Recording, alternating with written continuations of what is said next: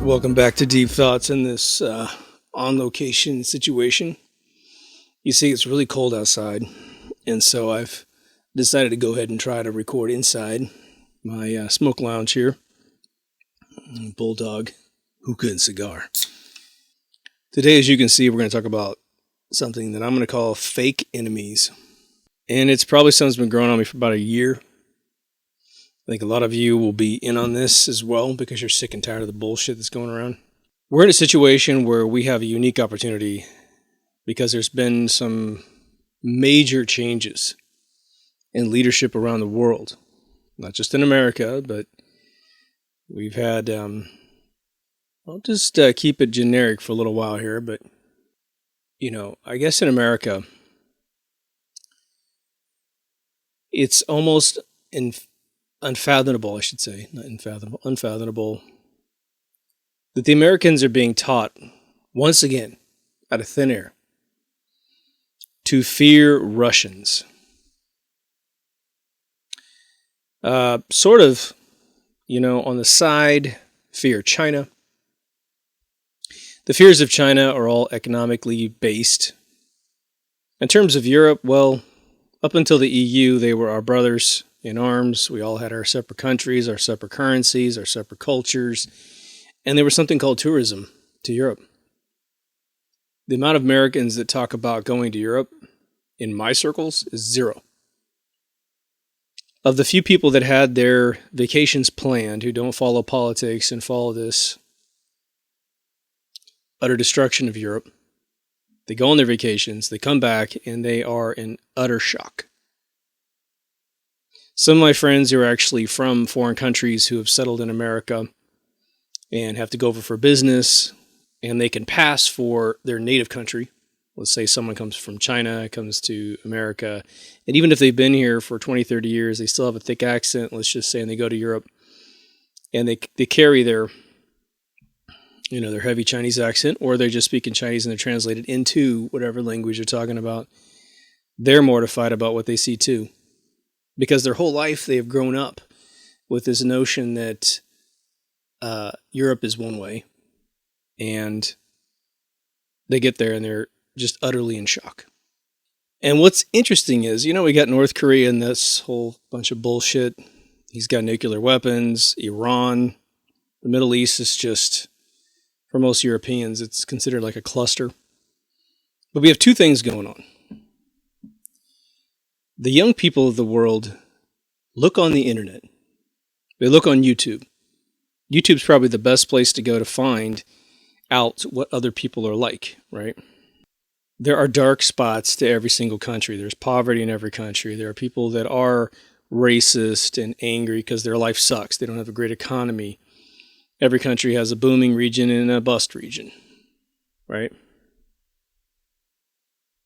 And so, yeah, you could probably find a video of Russians doing things bad.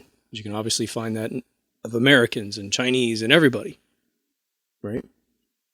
We know that going back as far as documented dictatorship history,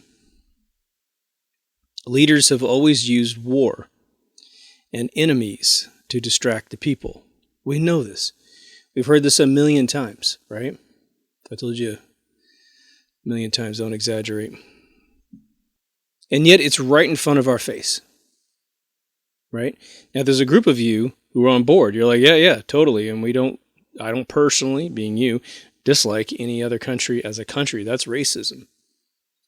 But then we have these parties here in America that are all about, you know, social justice warrior bullshit and Black Lives Matters and all that good stuff. But you're supposed to hate the Russians. And if our president happens to reach out to Russia and say, hey, don't worry about what Obama's doing to you with all these sanctions, we're going to lift them, but don't go crazy before I get a chance to come in, then he's going to be supposedly impeached for reaching out to our number one superpower in the world, Russia. There should have been a delegation the second the Kremlin fell. The second that, again, it was all bullshit, right? Gorbachev getting kicked out, drunk fucking Yeltsin comes in, who's basically a whore for the big banks. At least, was it Christmas of 1999 or 2000 when Yeltsin said, I'm quitting and Putin's taking over? Just at that point, we should have reached out and made amends. We should have reached out and been friends. But Russia was pretty messed up by the time Boris got out. And of course, Boris made everyone in Russia sign an agreement that said you can't prosecute me. He actually gave himself immunity. That's unreal, right? But it's 2017, for fuck's sake. It's 17 to 18 years after Putin took over. People want to say Putin's a bad guy. All right, well, it's a hell of a thing to be the president of a big-ass country. The dude is cleaned up Russia quite a bit, to be honest, right? But regardless, we should be friends with everybody in this world. Why? Because it's a smaller world now than it has ever been, ever. But to go back to my two groups, you have the young people. It doesn't matter how old you are. If you're looking at just even fun videos, a really fun way to learn about Russians is to look at all these prank videos that they pull on their own people. They have, candid camera shows where they put a robotic spider that comes out and scares people. And you see them react. You see the young people react. They react just exactly like us. They wear the same freaking clothes. Generally drive the same cars. There's a couple guys on the internet in Russia who are completely famous channel owners, and they take you all around Russia and they say, we didn't know that you guys thought we lived in the Stone Ages still. And he's like, let me take you to a department store. You've heard all these stories about 5-mile lines to get toilet paper. He goes, let me show you what it's like. And he takes you into a place that's freaking brand new. Tens of thousands of state-of-the-art items. Yeah, I don't know. Who knows what their quality's like or that bullshit. But it dismisses the myths about this place, right? Yes, a long time ago. In fact, well, maybe not even that long ago, 40, 50 years ago. Yeah, it was sort of ass backwards in a couple places. It took them a lot longer to move ahead. But guess what, folks? Go to the South in America. You can walk into little country towns that haven't changed since the 1930s, 1950s. Are they bad people? No. They're just a little bit behind. But who is the second group? I've talked about the first group a couple times. The second group are these old fucking baby boomers who are predominantly in one political party, but I'd say they're in the other one as well. There's a good amount. There's a shit ton of them packed in the donkey world, and there's a few of them packed in the elephant world. For those in Europe, that's our Democrat and Republican parties, respectively. They are trying to resurrect their childhood, I guess thinking it's hip and cool to hate Russians now.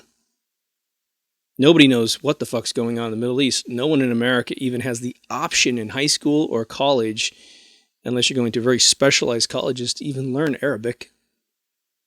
So what is your ability to learn what an Arab thinks? And they're not all the same, man. So we are intellectually cut off from that part of the world and having any instinct about who they are, what kind of people they are, right?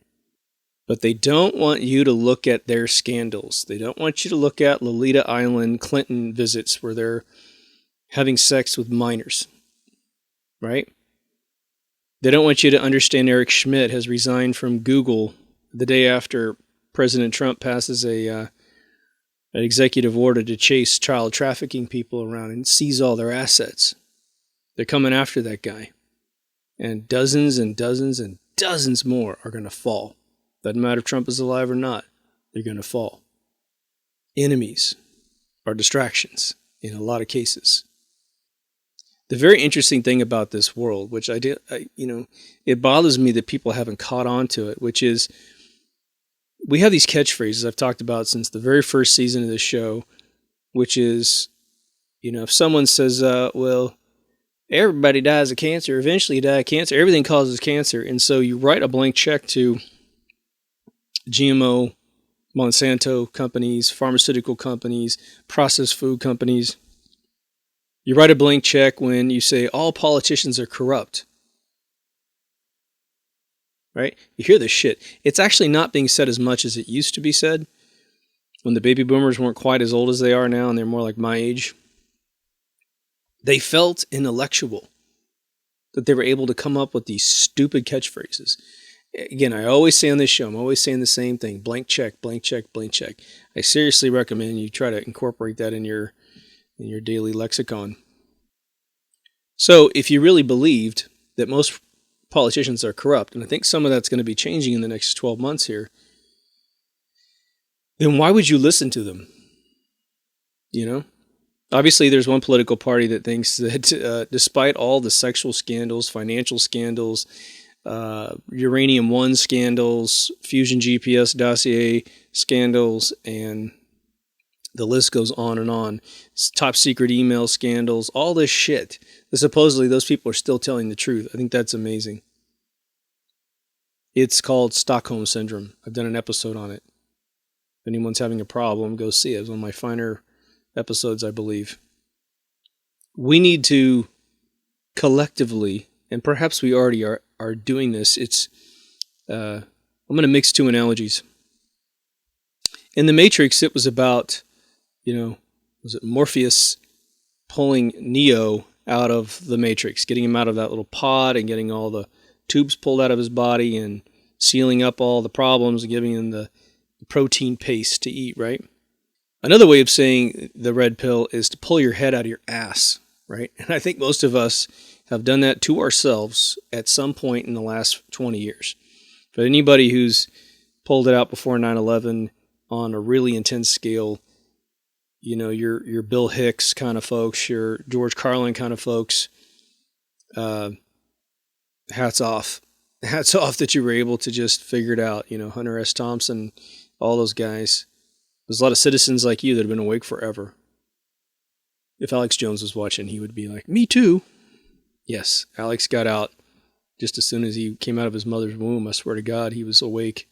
So it's one thing for us to personally say that hating the Russians is stupid. I'm going to focus on that one because it is a giant pivotal moment of stupidity going on in the world right now, right? Here's what I've been doing.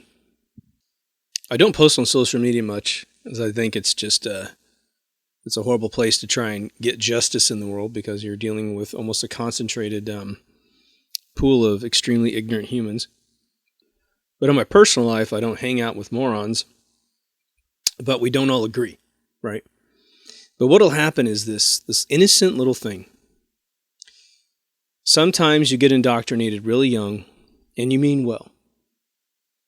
And you will repeat things. We've all done this dozens and dozens of times. You will repeat something that's kind of stupid. I should say maybe ignorant, right? No one's ever informed you otherwise, so it's really more ignorance than anything else. And then someone enlightens you, or you might trip over a branch and your face goes headfirst into real information, and you're like, oh my gosh, I cannot believe I was towing this crap. Embarrassing myself, right? But you shake it off and you switch. It's just like the fictional character Paul in the Bible, who was Saul, who's like a serial murderer of Christians who supposedly meets God in the desert, and then boom, he is like the number one Christian on planet Earth, telling us how to do the do. In my travels more recently, people have been bringing up this Russian dossier, this Russian collusion thing. Now, I think as Lionel Nation said, he's a old prosecuting attorney. He said there's no law about collusion. It's a complete made-up bunch of bullshit. You can't go into any law proceedings and say, oh, it's collusion. And the judge is going to go, that's not in the law books. I'm really sorry. Did he commit a crime, or you just want to bitch and moan that he won and you lost, right? But I'll have people bring up this hate Russia thing. And I'll stop them and I said, are you really hanging on to Cold War dogma? And they go, what? And I say, so let me get this straight. You are acting like it's 1960 and Brezhnev or Stalin or Lenin is still in power, and we hate Russians again. We hate Russians? Really? We've gone all this way. And you're trying to toe that. You need to let go, right? Have you watched anything recently about Russia? All right. One of my closest friends, staunch Bernie Sanders supporter, when Hillary stole the election from Bernie, he said that the proof doesn't matter. Now you got to go for Hillary because we got to stop Trump. Really funny. And Russia. He's an old guy, over 70 years old. When I asked him the first thing about world history, he knew nothing. So I kind of told him, I said, you should shut the fuck up. I mean, you should, because you are spreading this bullshit and you're not willing to take the time out to learn anything about where you are in the universe. You don't have any history. You don't know what you're talking about. And you're telling me that the evidence that your guy's election got ripped off doesn't matter. So you're going to have the criminal be a candidate for presidency? Wow. That's the fabric of a Democrat. But the reason why they think this will work is that we know that both political parties are completely out of touch with the fucking nation. I'm going to keep F-bombing this one. I apologize. The reason why they are out of touch is we have no term limits for senators and congressmen. What's that do? Well, that allows a bunch of fucking fossils to get in there. Well, actually, they might get in there in their 20s or 30s or whatever.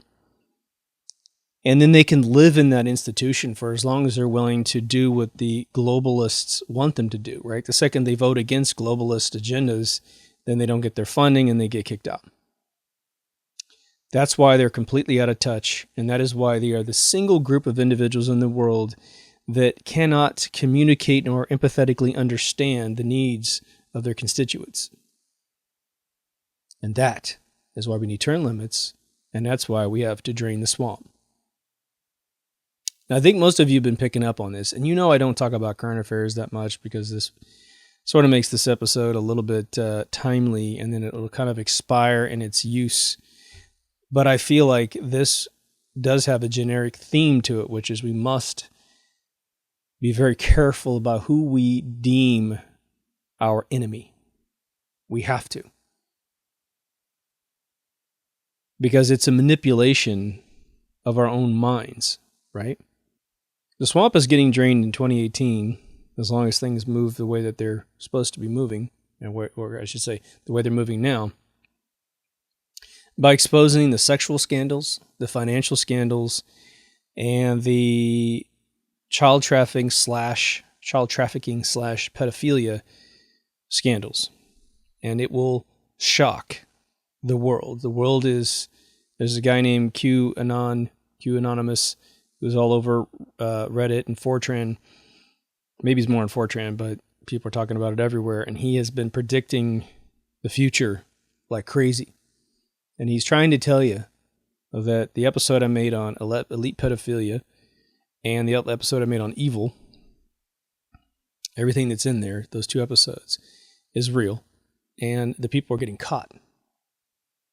There's been some interesting things. According to my closest associates, George Soros is in hiding right now. He was just in Los Angeles helping Hillary Clinton. Most evil fucker on planet Earth, right? What do you know? I guess the Rothschilds have had some problems on their estate. It's all hush-hush. The Saudis have arrested, several princes and their right-hand men, up to 30-plus guys, are now in prison because they've been caught funding ISIS. Our president went over there and said, we're going to get along just fine business-wise, but you got to gag off all these guys that are funneling money to all these terrorist organizations because we need the world to be safe. Don't you want the world to be safe? Boom. Before he even got back to the United States, these guys were arrested. And then he did something unprecedented. He flew from Saudi Arabia to Israel. We've never had those two trips in one trip because it's sort of this, they're arch enemies. Then we have this recent thing where the capital of Israel has been moved to Jerusalem. And the world's up in arms. All of these would-be allies of Israel who would, who's been funding Israel, billions and billions of dollars a year, come out and say, you're not allowed to determine the intellectual location in your mind as to where your capital is. What does it physically do? It physically moves a few chairs and computers from one city to the other, right? It was Tel Aviv, right? It was from Tel Aviv to Jerusalem. There's dissent in the EU, and there's this movement from the UN to block this decision, and anyone who supports it's going to get penalized. The UN helped form Israel. Then when you ask the question, well, why are you so pissed off that they're simply moving the intellectual capital from one city to another? Well, because it's going to offend the Palestinians. Okay. Does that mean you care about Palestinians all of a sudden, EU, UN? Do you care? Every country that seems to be against this movement? Well, where the hell were you when their land was captured in 1948 as a result of what the as a result of what the Germans did to the Jews in Europe? Terry Jones from Monty Python did a great series on the Crusades back in 1996. It was two VHS tape things. I don't even know what it would be like today, but Terry Jones is a brilliant guy, as all the men from Monty Python are exceptionally brilliant humans. But the one thing that he noted was that when the land, just before Israel was created, the land was actually 50-50 Jew-Palestinian, Jew and Arab. And everyone was integrated and got along just fine. And then when this was a League of Nations comes by and says, boom, it's not Israel, then all these Arabs were moved off of land that they had owned for 1,000 years. I had it told to me that the average farmland was in possession in a single family for anywhere from 900 or more years. Can you imagine tracking your family back that far? Jesus. It's a hell of a lot easier when your family doesn't leave, right? So it's like you have little tombstones out there somewhere. But now Israel does all of its things to push the Palestinians into this little tiny spot on their land. There's animations all over the internet of the Palestinians getting crushed into this little tiny singularity. No one says anything. Now there's, I believe, about 360 plus Israeli soldiers who are now have formed a group saying that a lot of the rocket launches claimed to have originated from the Palestinian land into Israel was actually orchestrated by them. And I've seen like Navy SEAL, incredible, badass Israeli soldiers sobbing in courts, saying that was us. We forged these events so that there would be a pretext for us destroying this land and pushing the wall back. America's a bunch of assholes for building a wall on the south border of the United States, north border of Mexico. Well, Mexico's got a gigantic border at the end of their country, right? But they're not assholes for having a border at the end of theirs. And Israel's not a bunch of assholes for taking our money and building a wall around Palestine, right? Slightly different problem, right? We don't have, Mexicans coming up and bombing cafes. It is a different world. But then again, we're not crushing Mexico south. We're not building a wall and then moving it back 100 miles every year, just sequestering land from folks that we don't have any right to take the land from. Right? We're not doing that. So I think if we were to do that, we might have a few skirmishes here and there and bombings or whatever. We'd have some bad stuff. There's no shortage of tough hombres down there, right? I mention these sort of double standards around the world because Israel is usually, and again, I know that a lot of you guys, I shouldn't say a lot, but there's a few of you out there that believe there's a big Jewish cabal with the Zionist bankers and that kind of stuff. Well, I would say that if you want to say a Zionist is a banker, bankers are aristocrats, bankers are, the oligarchy of the world. They're everywhere in every country, There's more billionaires in China right now than anywhere else in the world. I mean, they had this gigantic growth, right? Are they bad because we're jealous of their money? Right? So Israel was, sort of a public sweetheart to the United Nations, created by the League of Nations, which turned into the United Nations. Most leaders talk favorably about Israel until they want to move their capital city. right? Again, it's an office that's empty in Jerusalem, and they're just going to move it from Tel Aviv. That's it. That's the only thing that's really occurring here. Everyone needs to fucking take a poop and relax, right? But they need enemies. Everybody needs an enemy, right? Israel has this dinky, tiny little patch, and obviously has a lot of religious history, and I understand that. For people who are still hanging on to that outdated dogma, and, yeah, sure, you can be in a war for the rest of your existence as long as you hang on to yesterday's fiction, right? But we have areas of the world where in that particular area, there's been some really screwed up stuff going on, and they hate each other. Probably for some legitimate reasons, and probably for some not so legitimate reasons, right?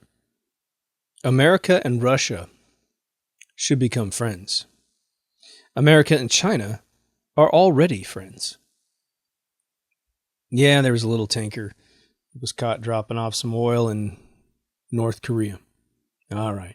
You have to understand, guys, if that country doesn't get at least a little bit of strategic resources from outside countries, the whole place crumbles. People die. So, it's one thing to say get tough on sanctions and all this other crap, but if someone said, yeah, well, if that tanker doesn't show up, 100,000 people freeze to death. And it's Kim Jong-un's fault that these people die. So who are we? Who are we in this world that we would want that suffering to happen simply because a dictator in that country that's got full control, full physical and mental control over these people is trying to keep them alive? Now, we are told that North Korea has nukes, and I've said it several times on the show, they do not have nukes, okay? We get all these rocket launches from North Korea, all these photographs and these movies and stuff. Well, a lot of their footage has been faked. I can tell you from being a special effects person myself, at least having colleagues, very good friends of mine with their Emmys all over their houses, and my own dabbling in that industry. You can see the particle effect generators, what we call skating assets, in a composition shot. It just looks like shit. Now, it looks like perhaps they bought some old-ass rockets from China, but honestly, you could go to China and film a rocket launch and then broadcast it on TV and say it came from Korea. Now, we've got rockets that are now dumping into oceans, supposedly, so looks like they might have some old toys. Then we see rockets, fake rockets in parades, where the nose cones are all wonky because they're props. We saw this in Russia a long time ago as well. And that may just be a strategic thing where you don't want to have a bunch of missiles at a parade, and then that draws in potentially a military strike from your competitor. Who knows? But I'll tell you one thing that they would have done, because they're not following any fucking rules in North Korea, according to what we were told about them, right? We would see a mushroom cloud above soil, which is actually an international felony, I guess, as a result of the treaty signed in 1973. But if Korea doesn't sign the treaty, I'm not sure they're bound by it. But above ground testing was said to be deemed fully illegal by all countries of the capability in 1973. Again, North Korea wasn't capable, even in rumor, in 1973. They wish. But then that leaves you with ground testing. Ground testing is pretty easy to film. India filmed it, then Pakistan filmed it. Doesn't mean it's a nuke, it just means you got a ton of shit in the ground like TNT, and you blow the crap out of it, and as long as the earth surges and then pancakes down, you start getting those craters everywhere. All right. At least we have to suspect it might be real, right? None of that. A lot of you guys are familiar with the Roswell crash. And the cover story is that it's a weather balloon and that it was a high altitude weather balloon that was supposed to sense the echoes of nuclear testing from Russia. And those type of balloons definitely existed. Well, they're launching them over New Mexico, for God's sakes, trying to listen to very faint signals from Russia as it shook the atmosphere, right? Well, I guarantee you that we have plenty of geocentric satellites over our enemies, quote unquote, and they're hanging over North Korea like crazy right now. We just had a SpaceX Falcon 9 rocket supposedly launched over LA a week ago. I actually went out and watched it after one of my friends texted me and goes, go outside. And the weird thing is they launched it in the opposite orbit of all other satellites that are ever launched. When you launch out of California and you go towards the Pacific Ocean, that is in the opposite orbit. I forgot the name of that orbit. For those of you familiar with the Black Knight satellite, the mysterious thing that's been up there for a while, sort of like that. It's bizarre. I mean, the Black Knight thing it's asinine that we haven't flown up to it to figure out what the hell it is. I'm sure we actually have, but they don't report back. It's some alien thing up there. But the thing about that satellite is that it goes in the opposite orbital direction as everything else. When they launch from Cape Canaveral, they launch over the Atlantic, and that's the direction everything else goes. But I found it interesting that this thing went over the Pacific. Well, the contract from SpaceX includes a lot of resupplying missions with the space station, and you cannot rendezvous with the space station if you're going the wrong direction. But that direction is sort of over by Asia, isn't it? So it might be some geocentric satellite that's up there hovering over North Korea or something, right? Very interestingly bizarre orientation to the launch. Maybe one of you can explain it to me. But remember, after 9/11, we had George Bush Jr. label North Korea as an axis of evil. And some of us are sitting here in America going, what? We're worried about Saudi Arabian hijackers, 19 of them, bombing the World Trade Center, supposedly. Let's go with the official story, right? Hitting it with jets. And all of a sudden, he's talking about North Korea? Kim Jong-il was still alive at the time. I'm pretty sure. So what the hell was he talking about in his State of the Union speech? Shit was getting planned to turn that bizarre, unknown little world over there into an enemy. Well, what's the common denominator of all countries that are accused of being axes of evil from America specifically? Well, it's whatever our nation is most ignorant about.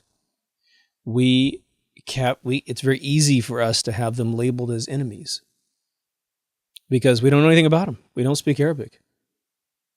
Well, the CIA has been in the Middle East forever, right? Osama bin Laden is a CIA asset before he died. That's declassified. Al-Qaeda was the database that tracked all the warlords and everything that were serving us when they were fighting the Russians in Afghanistan and when the Iran-Iraq war was going on, right? There's videos of Zbigniew Brzezinski getting off a helicopter and trying to indoctrinate warlords who didn't give a shit about these infidel passages in the Quran. We're like, man, we grow poppy seeds, dude. Who the fuck are you, right? But North Korea is this isolated world. All indications are that the people do not live charmed lives. I don't know personally. I've seen the Vice specials and some other independent specials where people go over and film, and obviously it's a really bizarre world with hospitals that are empty, colleges that are empty, people who slip and say they'd actually rather be, not a soldier, they'd rather be a scientist or do something that they want to do. So it's easy to victimize these people. Have you ever realized that we don't really, well, I don't speak North Korean, okay? And that's sort of a joke. And we don't really have access to their television channels over there to get it live and hear what they are saying about their world, about us. We get it from Reuters or AP that's then filtered through your favorite mainstream media, your fake news. And we're told what they're saying. They're calling our president a name. They're threatening this and that and the other thing. Do you know if that's even true? Do you? All I got to say is you better know. You better know if it's true because they're going to potentially use these enemies to distract us.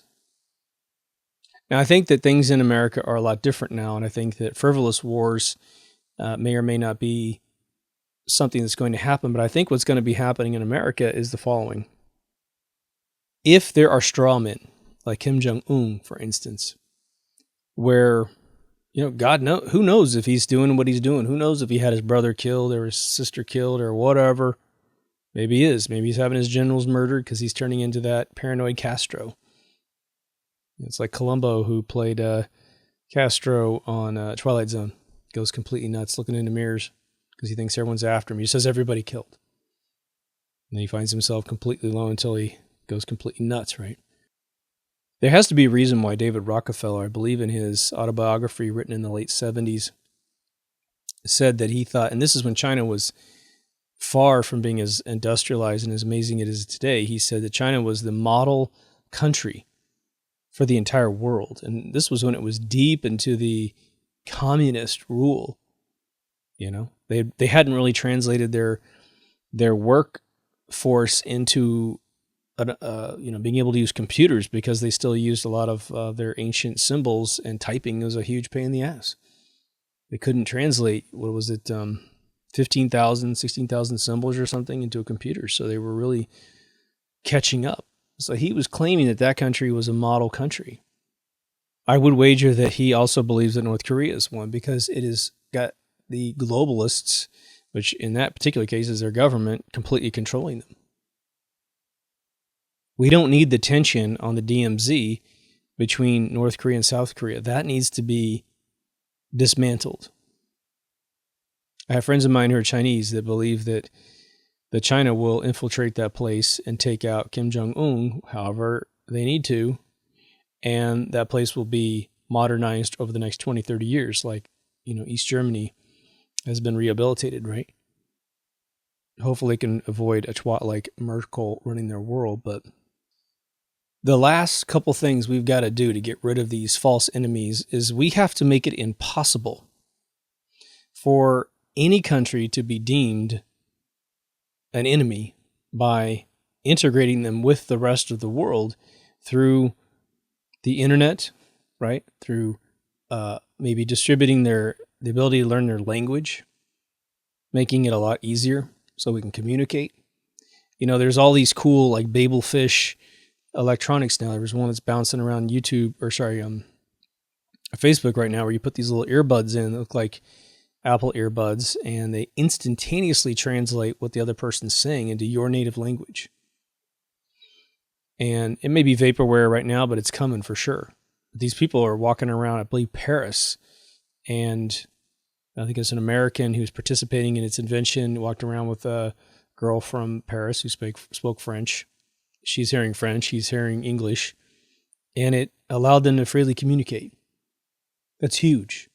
There's all kinds of devices where you can talk into it. People use it all the time. The second we can start saying, hey, I have nothing against you. And they go, well, I don't have anything against you either. Do you like sunshine? Totally do. Would you like to control your destiny? Absolutely. China knows that they are going to lose communistic control over their country. And so they're slowly ebbing it to a full capitalistic country. They know they have no choice because there's too many people and not enough soldiers to enforce it. And they don't mind being rich and powerful. They don't mind.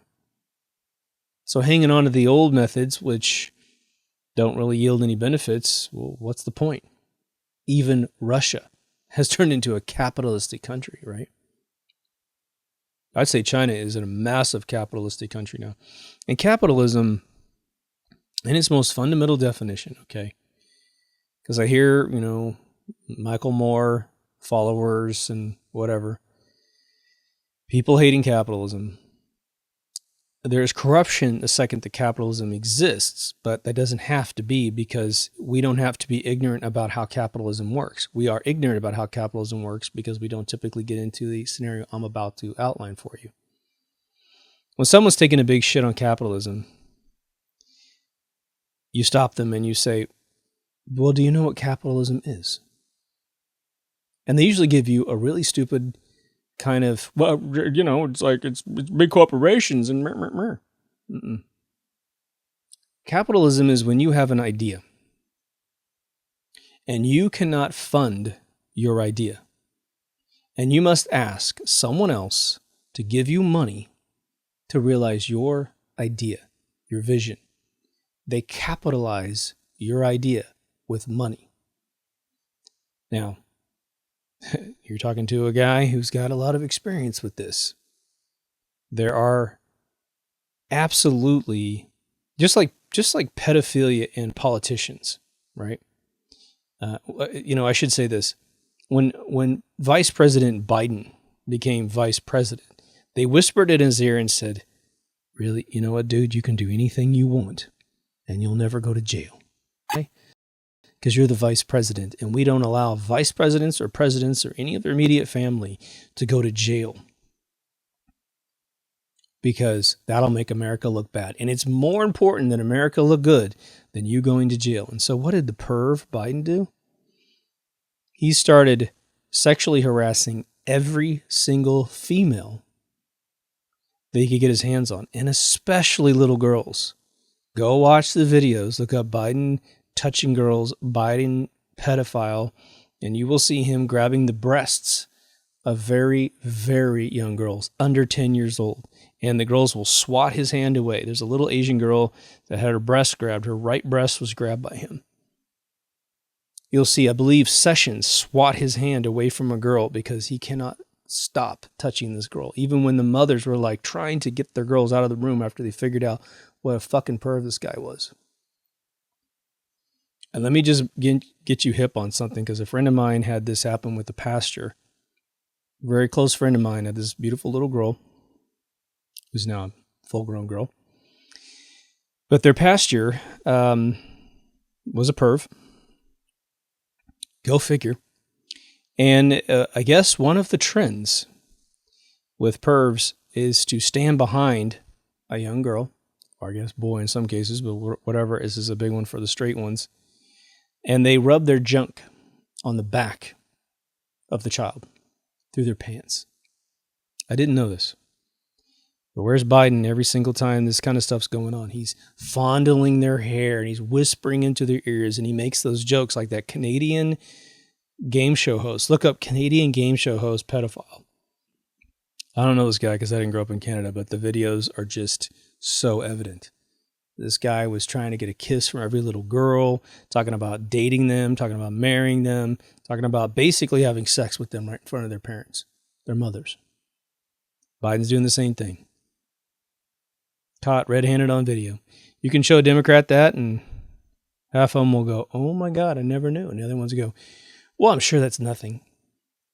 So capitalists, the guys that capitalize you, there's a small group of them who are so legit, you almost can't even believe your ears when you hear about how they've capitalized something. I met a guy who's an in-law of a good friend of mine, and I said, "Well, what do you do for a living?" And he was telling me that he started this landscaping company. I said, "Oh yeah, I'm an entrepreneur. Tell me how it started." And he said, "Well, it was really weird. I was doing landscaping right around here in Bel Air." And he goes, I didn't realize, but my client had this beautiful home. And of course, I'm handling mowing lawn and cleaning his pool out and all this other kind of stuff. And he said, we were just talking after I finished up. And he asked me what I'd really like to do with my life. And he said, I got this idea that isn't tapped in Los Angeles. I forgot what the actual hook was, but something very special. And the dude said, "Well, how much money would it take to get you set up?" And this is in the late 70s, early 80s. He said, "Well, the problem is it's going to take me about $100,000 to pull this off." He said, "Okay." The guy goes in his den, gets out his checkbook, and I believe wrote him a check for like $150. So there. Consider me your first partner. And they ran that company, I guess, for almost 30 years. That's capitalism in its finest form, right? No contract, just trust, a handshake like the old days. When a lot of you have watched this episode on Netflix about the Kenner Toy Company that got the contract from 20th Century Fox and Lucasfilms to do the toys for Star Wars. It was a handshake for, I think, 3 to 4 years. Actually, probably 2 years. I think it was 2 years, right? No, it was actually 3 years because it took them a year to make the toys, and then it was 2 years into the toys before they actually finalized the contract. But what were the percentages? Lucasfilms got 5%, 20th Century Fox got 5%, and Kenner got 90% on a handshake. And they honored that without any writing. Today, that would never, ever happen. The way it happens today, and I don't mean to put down any particular company, but I'll tell you, a good friend of mine, this company no longer exists, so I can reveal this. A very good friend of mine left EA and created his own company. And he eventually got the idea to resurrect Tetris. He goes off to the company THQ, which I don't think exists anymore. He signs a contract with them where he gets 95 cents on the dollar, and they get 5 cents for distribution. Again, my buddy financed the entire thing, got the whole thing going. When they started getting their royalty check, they were getting 5 cents, and THQ was taking 95 cents. Now, they had a signed contract, okay? My buddy, then, obviously he's like, what the fuck? And they said, yeah, we don't like this deal. We're not going to honor it. He says, well, I got it in writing. He says, oh, well, you can sue us if you want. Now, I guarantee you that contract would have held up in court 100%. No problems at all. He goes to his father, and his father tells him to cower down, and I told him to go stick it to him because I said, THQ isn't doing very well. You need to get your money before these guys go out of business. He settled for 22 cents on the dollar. And then he went out of business. Had he gone for the 95 cents, he would have had enough capital in his own bank to continue going when he had a particular dry season that wiped him out. He also had a bad partner that took him for a bunch of, a bad partner that caused such a disruption that my buddy couldn't find work. He had to basically fix projects instead of going out looking for projects, and he lost his company. So what do you do if you get rid of capitalism? How do you get rid of it? You need money to realize an idea. Well, you're going to have to do what Gene Simmons says, which I mentioned in the consumerism episode. You're going to have to save up your own money until you can do it. Start really small and work your way up. And hope to God, that your competition doesn't realize what you're doing, who can wipe you out because they do have the capital. And the other one is that there are fake investors out there. I've recently had this experience in a really painful way. People will say that they're rich, and then you find out they have no money. Well, they got a little bit. They can kind of be dangerous with their money, but they really don't have any money. Or they're there to steal your idea the second that they can. They play divide and conquer games. It can be bad. It can be bad. But there used to be a time when you could walk into a bank in America and get a loan.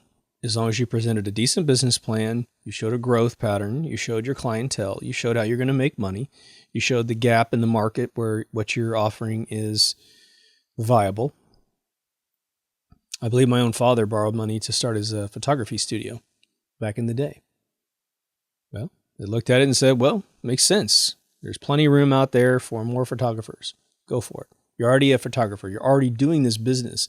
So we're simply going to give you enough money to have a teeny tiny brick and mortar place where you can show your photography at the front window and you can develop all the photography in the back. But capitalists are also enemies, right? The 1% movement that came and went, right?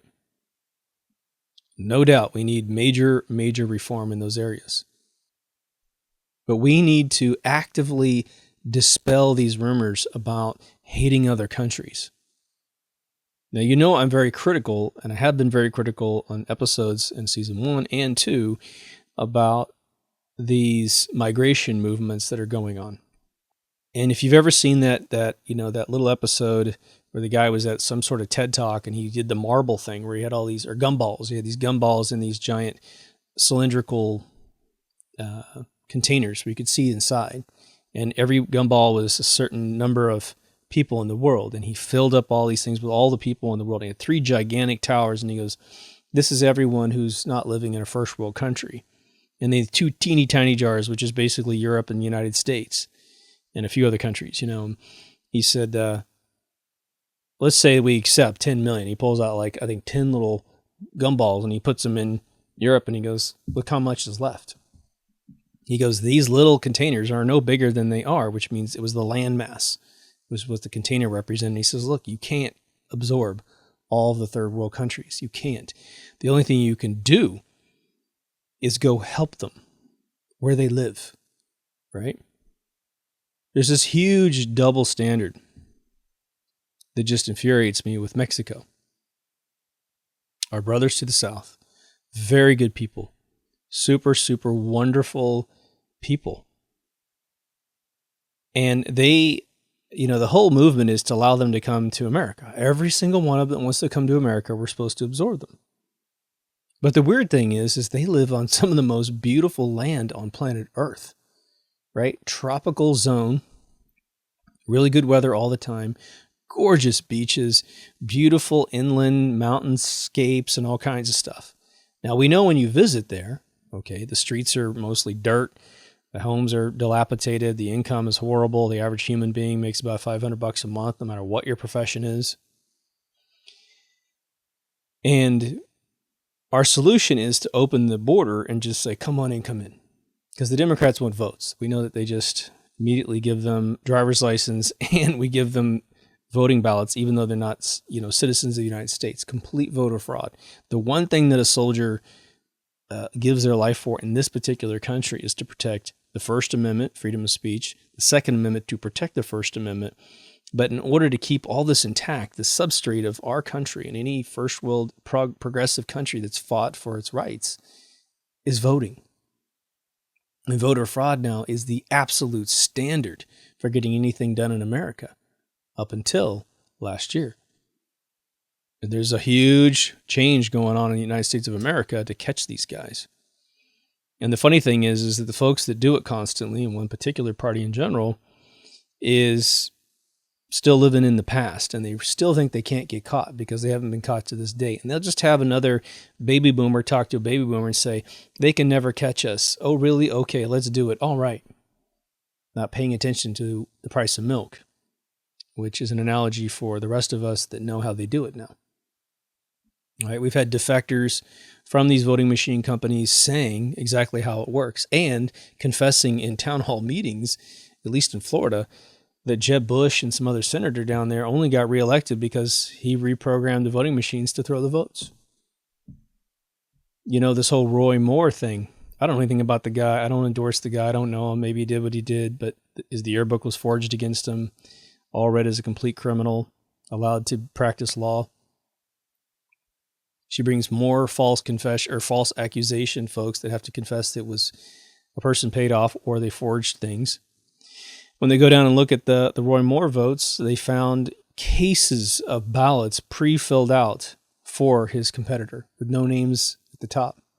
Voter fraud, right? Now, Mexico is an interesting double standard because why does America tell you that the Middle East needs to be taken over? They always say the same thing, to spread democracy. Well, if you have any family member who's been a soldier over there, they'll tell you the last thing that's going on is democracy. The last thing that's going on is any level of progress. They bombed the living crap out of that whole place and they left it the way it is. In Libya right now, people are being sold like slaves. You can buy a guy for $400. A black male, you can buy him for $400 in Libya. Why is that? Because Libya was destroyed when Gaddafi was murdered by the Obama administration, right? So if we have in America this standard of going over and spreading democracy, then why don't we help Mexico? Why doesn't that happen? Why don't we go down and say, okay, is the government corrupt? All right, then we should change that. Do the people have the freedom to walk around in the middle of the night, just like Americans, without being stopped by a federale? Nope. You can't go down there without getting sidestepped. I got friends of mine that go down to Tijuana and deep inside Mexico all the time to go on vacations and to visit friends and to get services down there. And they bring a whole stash of things to pay off the federales. Cigars and gifts and money. And they just know if they show up with $500 in their pocket, it's going away. They don't take cash with them unless they know that cash is going to go to someone who's going to pull them over. They haven't committed any crimes. We know that the cartels are fighting for space down there. They're fighting Columbia cartels. They're fighting each other, right? Good people that are being converted into this militant group. If you watch all those prison shows on Netflix, the Lockup series, and you find all these guys that have hit their late 30s, early 40s, they're starting to defect out of these groups. They go into the protective custody there, the special needs, divisions, because they're going to get killed if they get caught again because they pulled out of the cartels, right? It's a tough world down there. Well, the idea is that's why the people want to live up here. They actually don't want to leave their country, but they have to, right? They're terrified. I've said it a couple of times on the show that I used to have a buddy owned a restaurant. I used to talk to the cooks, and they, from time to time, would have to go down and rescue a relative or send $500 to $5,000 down to a prison to get their parents out because they simply went and got milk at the wrong time of night. And it's just extortion. So are we spreading the democratic way, but we're not helping our closest neighbor to the south? It's not Canada's neighbor, it's our neighbor, right? And let's break down the analogy in a different way so that people can understand it, just in case someone argues with you about that analogy, which I don't see how they possibly could, right? If you were, let's just say you have a family or a bunch of buddies who are renting a home, and you're all upstanding citizens, but you're all Navy SEAL, Delta Force guys, active duty. So for some reason, you do get a chance to sit in your home quite a bit. You got plenty of firearms in the house, but you don't, because you can snap a guy's neck with your thoughts, basically, because you're so fucking badass, right? And to your left, you got a neighbor that is just an average American neighbor, and they're living a great life, and they don't bother anybody. They're not perfect, but whatever. But to your right, you've got a domestic violence situation going on.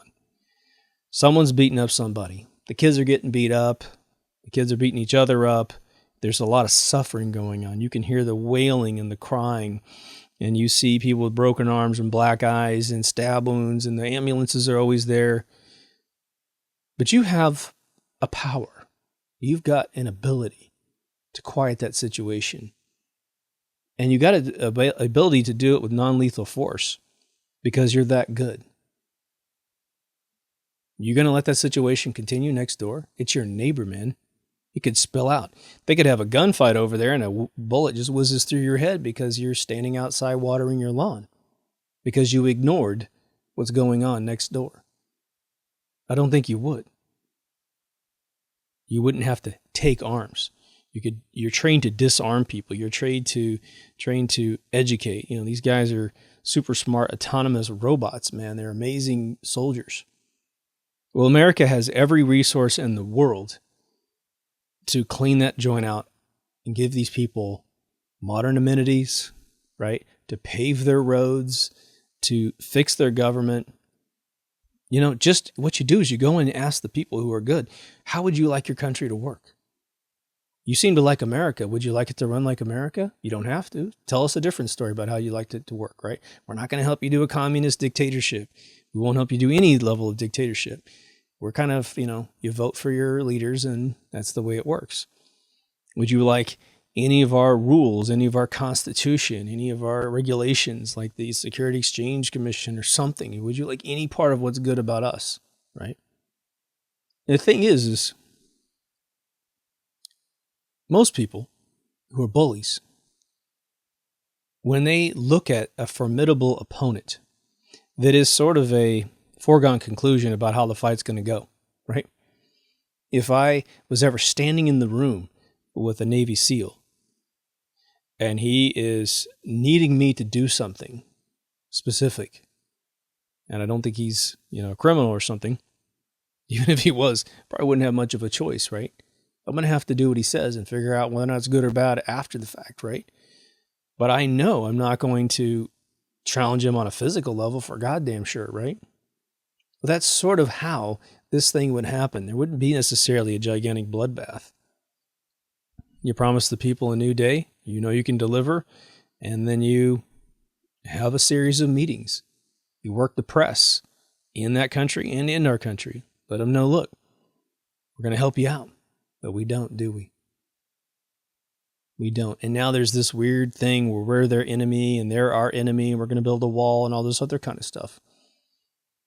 What's the most, this is a rhetorical question I'm going to answer for you. What's the most divide and conquer question that's ever asked to a politician by those who want to make them look bad? There is one question and one question alone that's worse than all the other questions. And is, what is your opinion about abortion?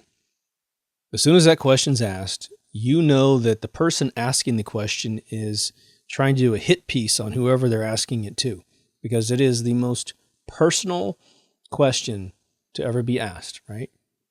On one side, you have folks that are religious and think that regardless of what happens, you have to have that child. Then you have another group that thinks that it should be a possibility if you're raped. And then you have the final group, which is it should be a viable means for birth control.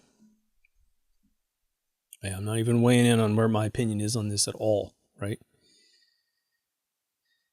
It'd be nice if it didn't have to exist. Any of those reasons would not have to be an issue, that people would always have consensual sex and they would make babies because they want to have babies. That's what I would wish for the entire world, right? But what is the theme of that question? What is the tactic behind that question? It's to make an enemy out of whoever is answering the question. Because regardless of how you answer the question, there is a huge segment of the population that will disagree with you. If it's the religious community, well, you better believe there's a giant movement to pull your funding. It's going to be passed around in every church. If you say you're for it, or say you're against it, then you're going to have a whole group of folks that say, you don't understand what you're talking about. Or you're a horrible human being because you're telling me what I can and can't do with my own body. You're screwed. You're screwed either way, right? Isn't it interesting that once you learn the formula of deceit, you can never unsee it, right? The boy who called wolf, the Aesop fable about the boy who called wolf, right? Why do they tell us that when we're little kids? Well, so we don't become that little asshole who does it, right? And what's really, really interesting about it is that you don't see that in society very much where the tale is taught. I don't remember anyone when I was a kid or as an adult who faked an event to get attention on that level, right? You'll have people who, they fake being sick to get attention from their family members or whatever, but nothing like the Aesop fable because we teach it. All right.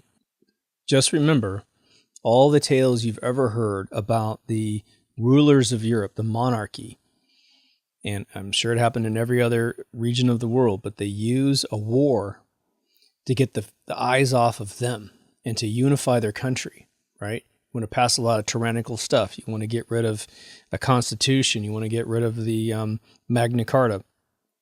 You start a war, and, there's a lot of folks that study martial law, right? Martial law is always, frowned upon unless there's a need for it. Katrina, the big, was a 2007 hurricane, martial law. It's the unthinkable thing that happens, and they seized weapons. They went door to door and broke the Second Amendment of the Constitution. The one time you need your gun to protect yourself, they were going door to door to lift guns off of law-abiding Americans with no violent crime history of any kind, stealing their weapons. Those of you who are old enough to remember Hurricane Andrew that nailed Florida in the 80s, I remember Time Life magazine pictures of little kids with automatic shotguns sitting in folding chairs while their parents are trying to drag, some debris around the house, protecting anybody who comes close to the home. No one was taking that kid's gun because we wouldn't stand for it back then. But now we've been whittled down by all these fake and real massacres where, guns like the AR-15 are falsely accused of even being involved. Gun control is now a pivotal issue. You can find a lot of people who want gun control. That wasn't the case 40, 50 years ago, right? So let me add a little bit of metadata before I close out this episode. The enemies that the state will want you to hate, in a lot of cases, not every single case, and I think, again, if America becomes more legit, if we drain the swamp of all these criminals who are basically closet globalists like Pelosi and those kind of folks and McCain, the globalists will always demonize their enemies and use fake media to make you go along with it because you're clearing out their obstacles so they can take you over. Most of you know this already, right? But it's good to remember it that simply, right? Now, a person who wants your well-being and the constitutional republic that this country was founded on in America, republic again being your inalienable rights that are yours because you exist, okay? They will be hesitant to bring on another enemy. Hesitant, right? Now, it could be, in all fairness, and I do not believe what I'm about to say. I don't have any indication of what I'm about to hypothesize being true. It's conceivable, okay, that Russia could be deluded, okay, after 17, 18 years of Putin's rule, where he's not started any major wars with big countries like us, right? They had, countries that seceded from them, and they definitely fought some horrible wars with them, and I've seen some gruesome shit, man. Throats cut and all kinds of stuff from these soldiers that, were indoctrinated into believing that this was their enemy. But it's potential. There's a potential for a crazy leader to get in charge of a country and make bad things happen. If you think that Putin is horrible, you need to go watch his interviews he does with his press. World press. I shouldn't say his press, but world press. Everyone's invited. Reuters is there. AP is there. He's very calm, cool, and collective. I don't know the guy. I don't know if he's horrible, good, or bad, but I haven't seen anything that's chaotic. I haven't seen anything that's, reactionary with that guy. He seems to be extremely collected. There's another guy, Assad, the ruler of Syria. Right, the Assad family has been running that country for several generations. Guy I think, speaks about 6 languages.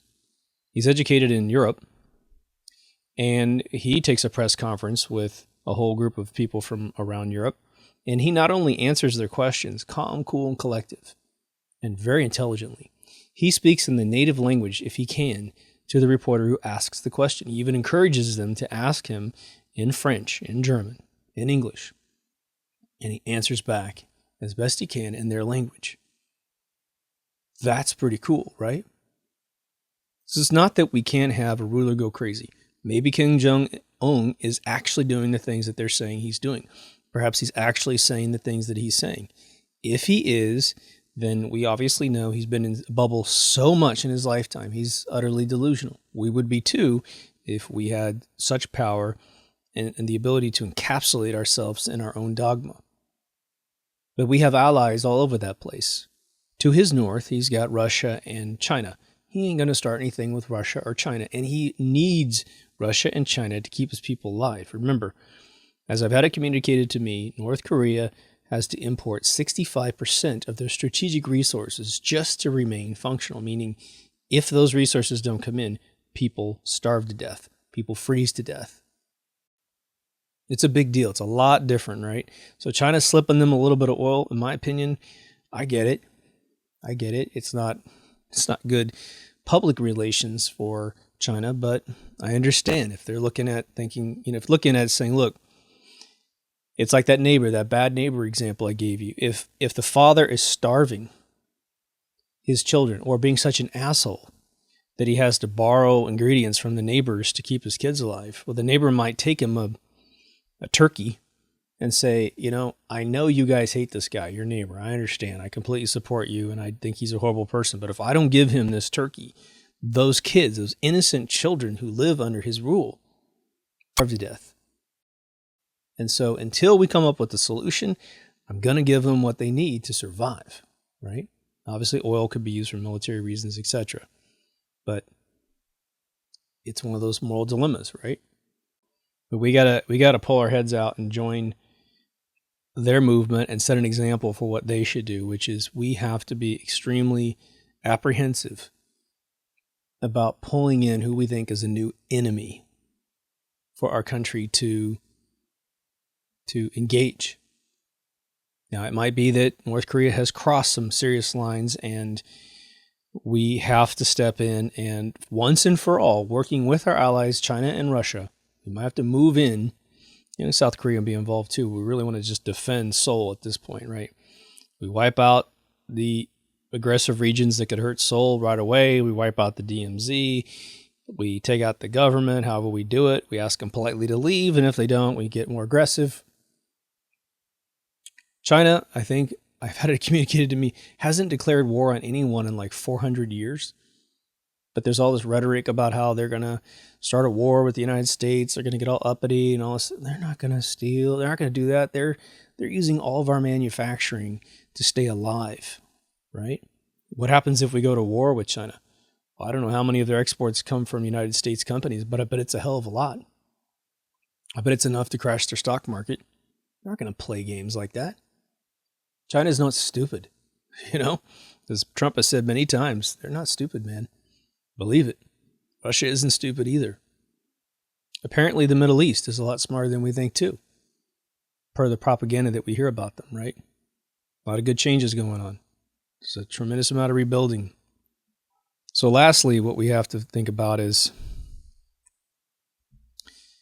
there's that old thing that happened on television back in the day. It doesn't happen that often anymore, but there's that old saying they used to say, if a football game went too far out of its programming socket, but it's the World Series and they just got to keep going. It's a 15-inning World Series and it's eaten into the next sitcom or the next show. They'll say, you're joining a show already in progress, right? And you'd miss the first 20 minutes of the show because they just couldn't make up the time slot, right? We are joining, those of us who are awake, we are joining a program already in session.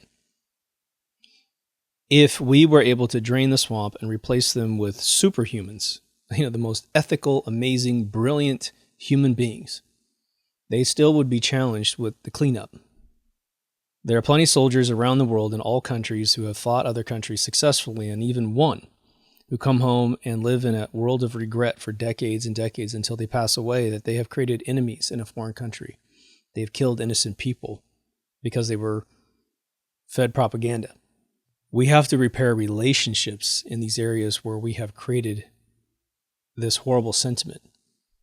What do you do if you were to buy into this propaganda about Russia and you even get on board with this whole thing about impeach a president because you want to accuse him of something that's never been proven, this collusion, which again is, even if that were true, it's not a crime. And then you meet a bus full of Russian kids. Young kids, they haven't done anything. They haven't joined the military. They haven't killed anybody. They're still teenagers.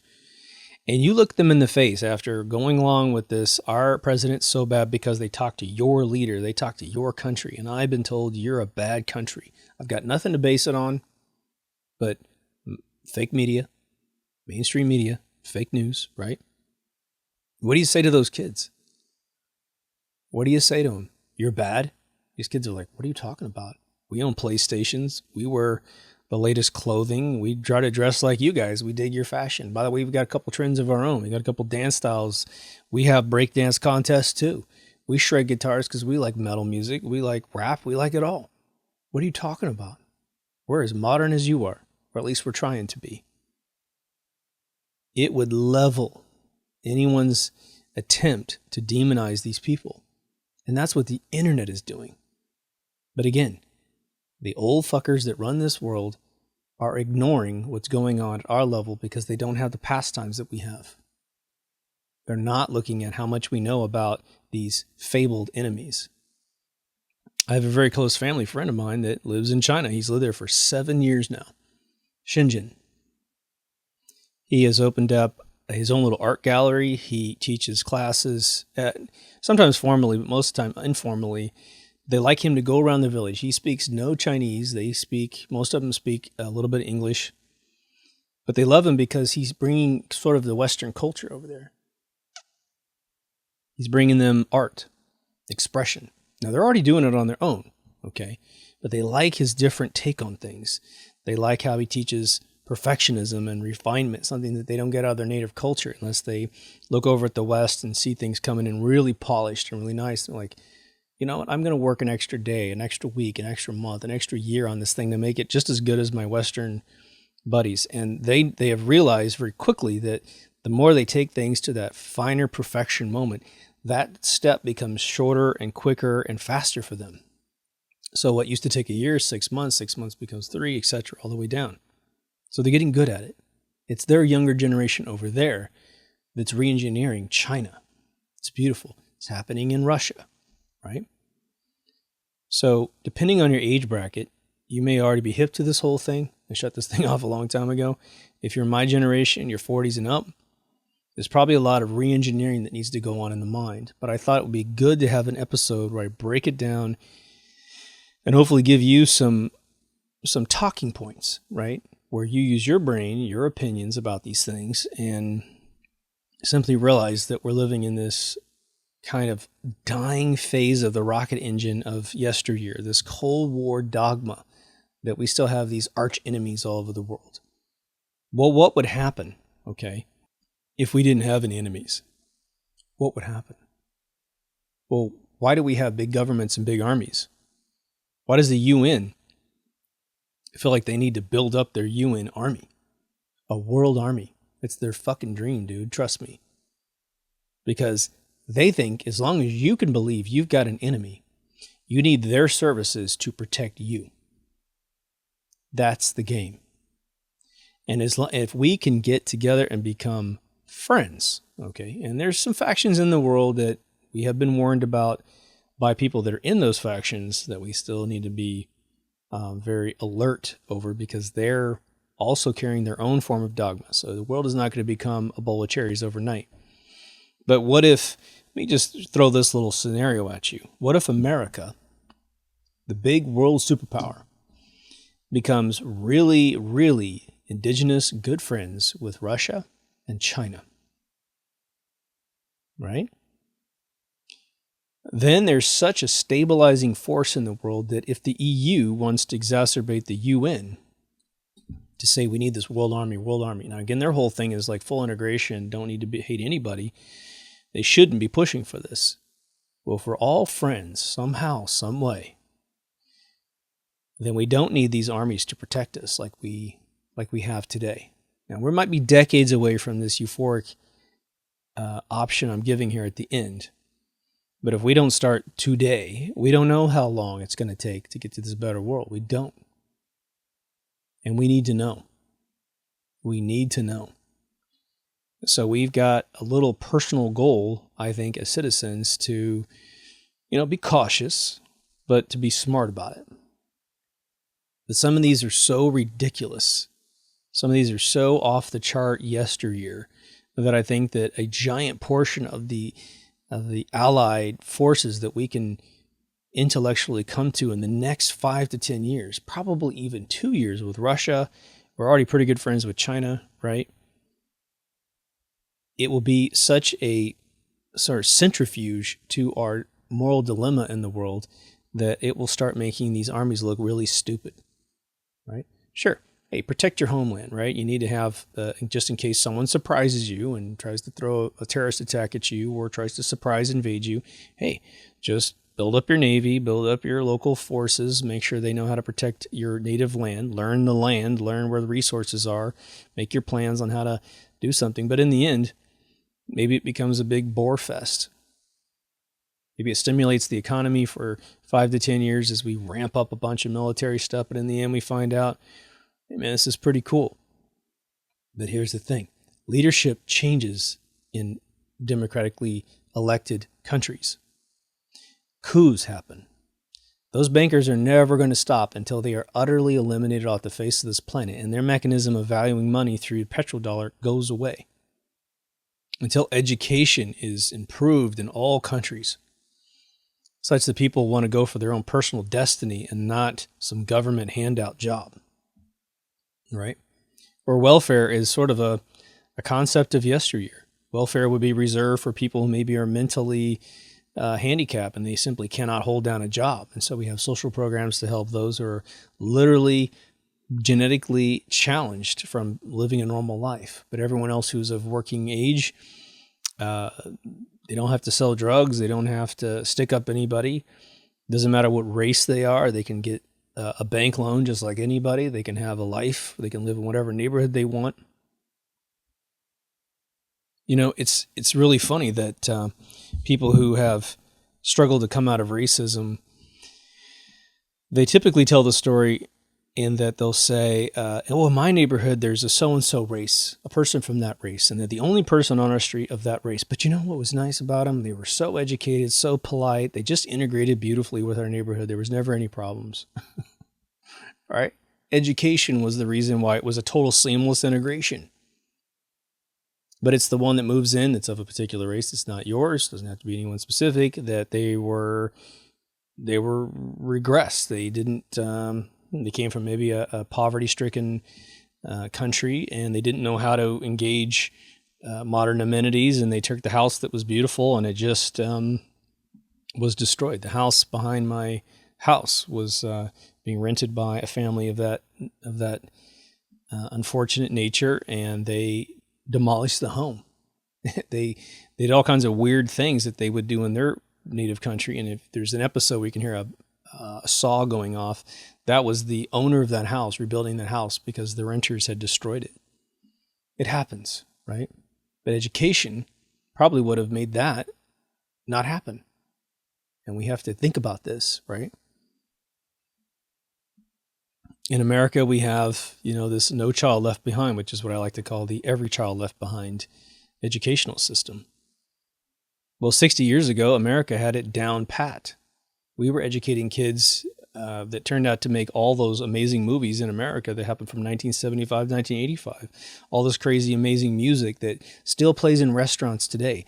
Nobody plays modern music in restaurants, in your elevators, right? They always play the classics. And the kids are now starting to rediscover the classics because they're like, today we don't have any music. We really don't have any music. We're going back because we like to be able to sing a song. When the song is over, we're singing it in the car. We're singing it in the shower. They just get stuck in our head. And those songs still happen today, but they used to happen in droves. Movies are horrible. They're horrible. They're horrible because education sucks. That's why people don't know how to write a movie. They don't know how to make a movie. Directors are getting famous, making horrible movie after horrible movie, and they're name brand directors. But they're horrible at making movies, right? And the only reason why they get an accolade is because the special effects were good. The soundtracks were good. Why are the special effects and soundtracks good? Because those people are educated. That's why. They have no choice. You can't get in those industries without being educated and knowing how to move the soul with music, move the soul with, super complicated special effects. I think you feel me. I could probably talk forever. This is a pretty cool location. Yeah, it's about 55 degrees outside, so this is much better than being wrapped up in 4 coats in my backyard. So I might resort to this during the rest of this winter. And of course, because global warming is real, we're experiencing the coldest winter in many regions of America. Right. More propaganda. So anyway, if you dig the show, please visit deepthoughtsradio.com. That really has all the feeds that are out there. Your video choices are now down to YouTube. Vid.me went out of business. Really crappy. I started increasing my vid.me, accolades and bumpers at the end, and then they go out of business. It's like, son of a bitch. iTunes and Google Play also have the podcast. It's really tough to find it in Google Play, but it is on there if you can get to the podcast feed on that. So I think it's a little easier to find it on the website. But screw all that stuff. Regardless of what device you have, just go to it with your cell phone. That's probably where we're going to dispatch this if you're an audio listener in your car or whatever. And just click on the RSS feed. I think it's the bottom right icon when the icons show up on the page, and it will load up and connect to your phone beautifully. There's a Patreon account for those of you who are into donating. I do apologize for being a little slow during the winter. I've been doing a tremendous amount of business on my end, so it's completely eaten up my time. But I'm going to be getting back my normal slots here so I can finish up this season. We got another 50 episodes to do. Ugh. I got a lot of great ideas for episodes. Some of them require a lot of research on my end. And I've done I've done about 2/3 of research on at least half a dozen topics. I need to finish off the last third, make my notes. I probably have to actually paste up a few bullet items in front of me just to be able to make sure I don't go off the rails like I did probably in this episode. I also added a PayPal link up there. No one's used PayPal yet, but I guess Patreon takes a lot of taxes for people in Europe. And so if you want to switch over, I'm told there's less VATs, right? So anyway, if you made it this far, thanks for listening. I will see you in the next Deep Thoughts. Take care of yourself and someone else. I got that all backwards, but we're going to leave it right there. See you soon.